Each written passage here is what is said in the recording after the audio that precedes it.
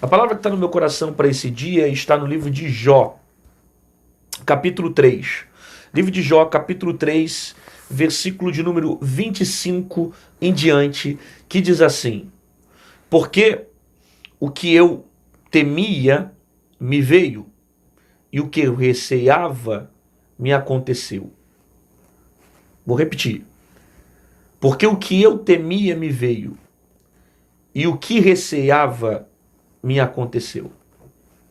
Eu acabei de ler Jó capítulo 3, versículo de número 25, onde o próprio Jó está aqui expressando a sua dor, ele está lamentando, ele está amaldiçoando também o seu nascimento no capítulo 3, que ele começa agora a refletir as dores, o processo, a intensidade de tudo que ele está vivendo. E agora no capítulo 3, precisamente no versículo 25, ele diz: Porque o que eu temia me veio, e o que eu receava me aconteceu.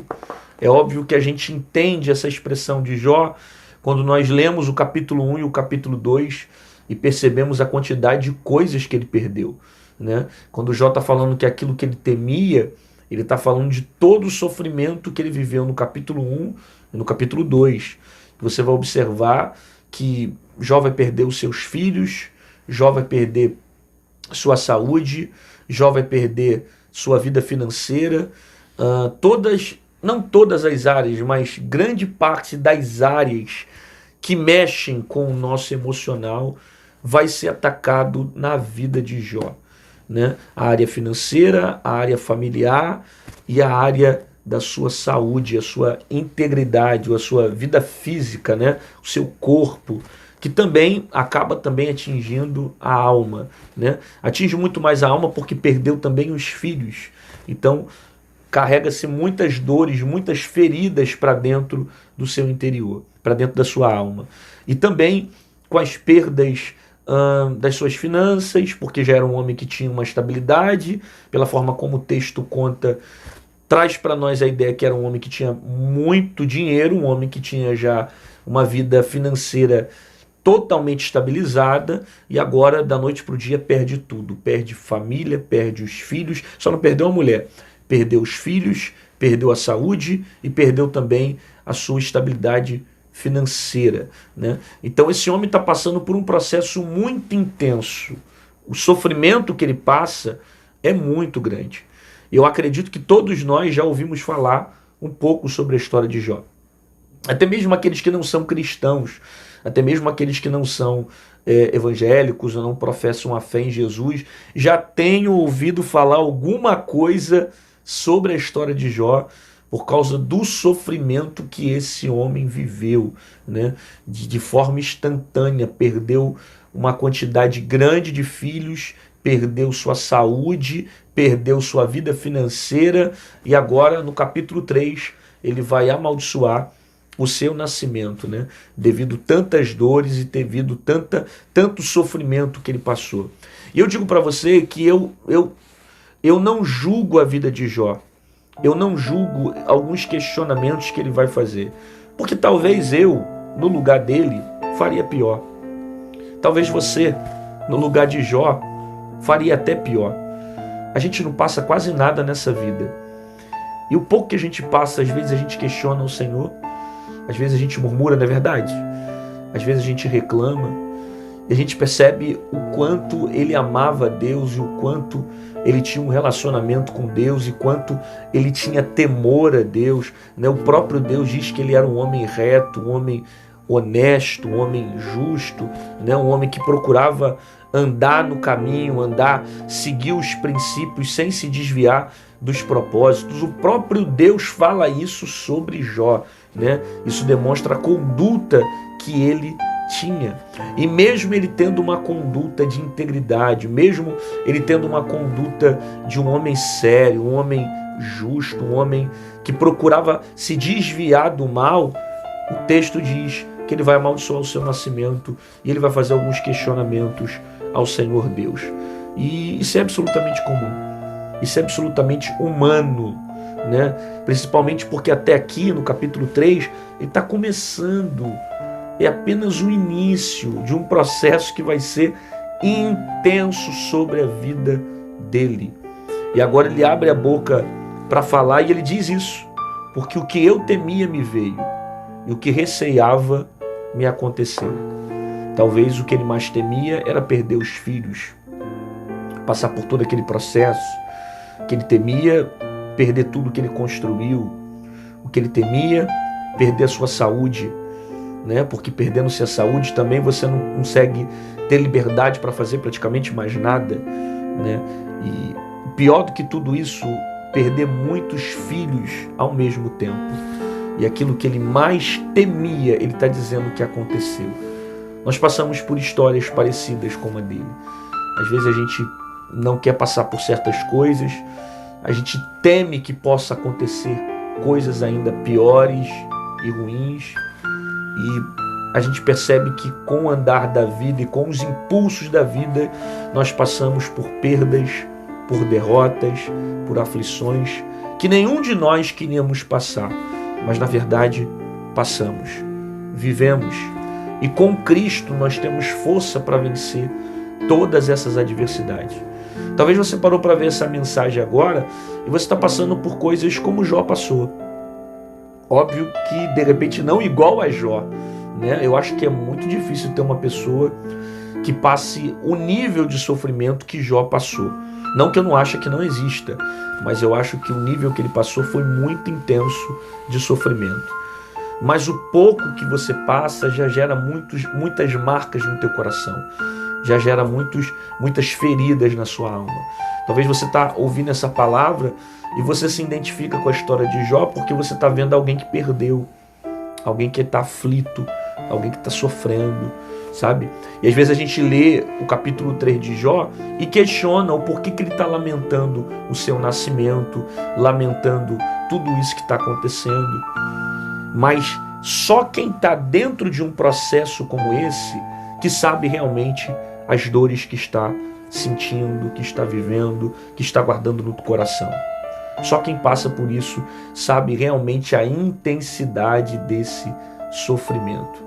Talvez você lembre da história de Jó como se fosse um refúgio para o teu coração, e você saber que você não é o único que sofre, que existem pessoas que passam por aflições, pessoas que passam por adversidades como você está passando, pessoas que passam por crises como você está passando, pessoas que passam por perdas, gente que perde filho, gente que perde pai, perde mãe, perde irmão, né? Pessoas que passam por processos intensos de abusos, e quando lê a história de Jó, identifica um pouco a sua história pelo sofrimento que ele viveu.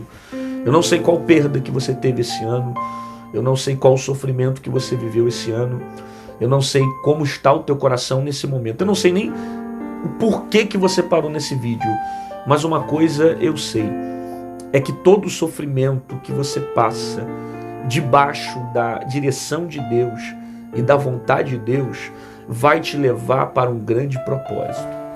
Por que eu falo todo sofrimento debaixo da vontade de Deus? Porque nem todo sofrimento faz parte da vontade de Deus para a nossa vida. Nem todo sofrimento é algo que Deus quer que nós venhamos passar, né?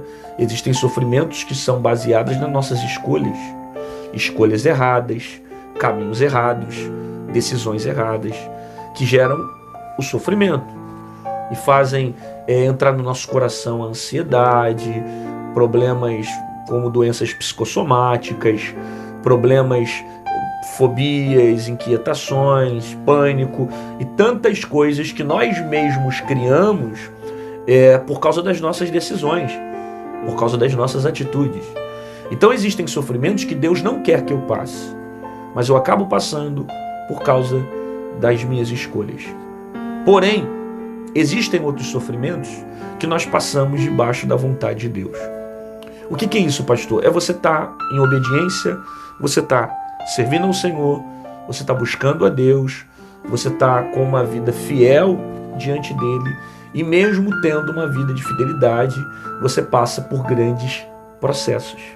Você passa por desertos, portas se fecham, você perde gente que te ama, você perde pessoas que você ama, você passa por um momento de desemprego, problemas emocionais, enfermidade, doenças.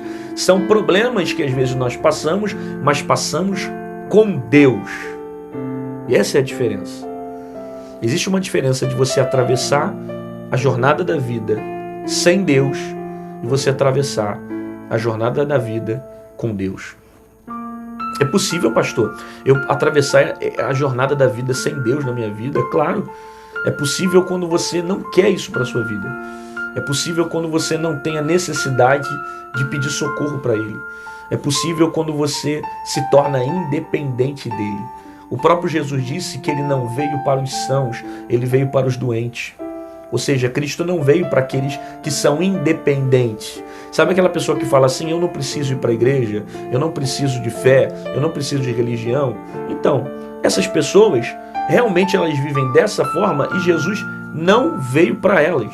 Jesus veio para aqueles que dependem, para aqueles que precisam, para aqueles que necessitam, para aqueles que reconhecem que dependem da graça e da misericórdia dele. É por isso que uma pessoa que é independente, que para tudo na vida é autossuficiente e não reconhece a necessidade de estar com Deus para nada, são pessoas que dificilmente vão viver uma experiência com Deus e vão viver um relacionamento com Deus. Por quê? Porque essa independência faz gerar esses tipos de bloqueios sobre a sua vida. Jesus veio para você que está necessitado, que precisa dele, que reconhece que depende dele. Sabe, às vezes eu fico pensando assim, como uma pessoa consegue caminhar na vida sem Jesus? A vida é tão difícil, né? A vida é tão dura. E conforme você vai ficando velho, e eu estou envelhecendo, apesar que eu prego a palavra desde os meus 12 anos de idade, né? Mas, graças a Deus, sempre pregando a palavra, nunca desviei da fé, sempre estive firme com Jesus. Mas nesse tempo todo pregando desde muito cedo, com o passar do tempo, você começa a ter uma maturidade, você começa a ver como é a vida e como a vida ela é feita de picos. Existem momentos que você vai passar por grandes dores, existem momentos que você vai passar por muita alegria, existem momentos que o teu coração vai acelerar muito e existem momentos que a tristeza vai dominar você. A vida é feita de picos. E o que é mais lindo na Bíblia é que Jesus não ausentou isso de nós, sabe? Jesus não disse que nós viveríamos uma vida só de felicidade, de prosperidade, de gozo completo. Não, Jesus não falou sobre isso. Pelo contrário, Jesus falou que no mundo nós teríamos aflições.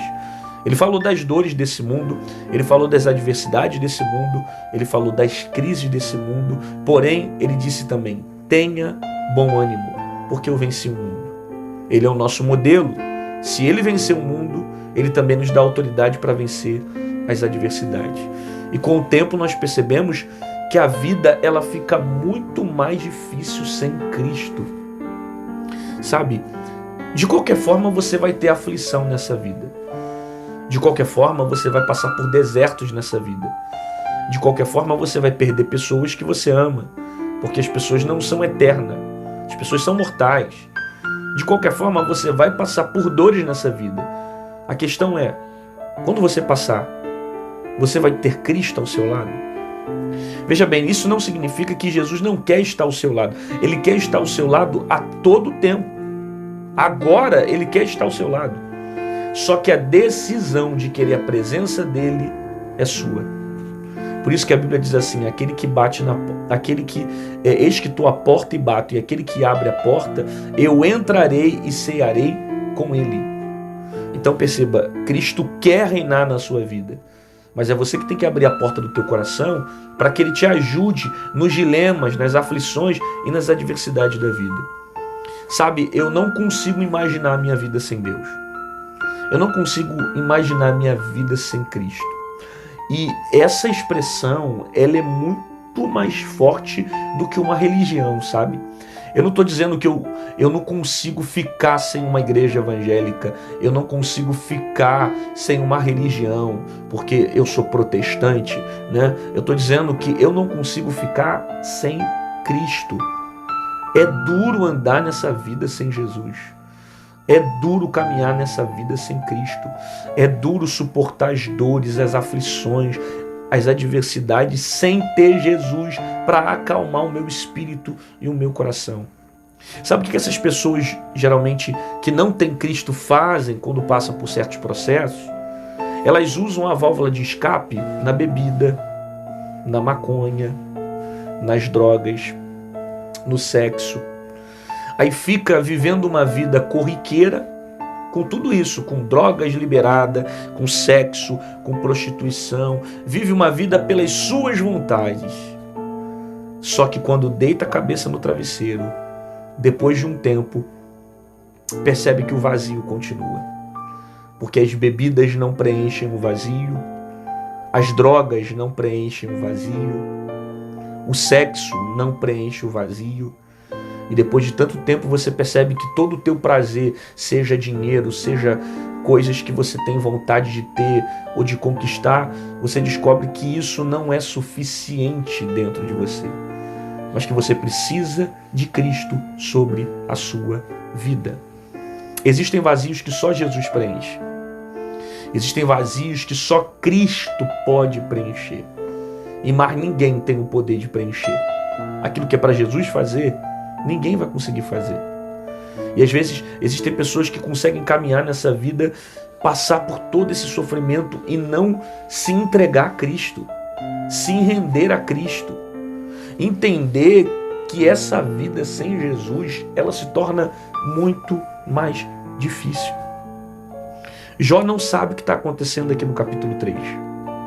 Perdeu os filhos, perdeu os bens, perdeu sua saúde, perdeu sua estabilidade emocional.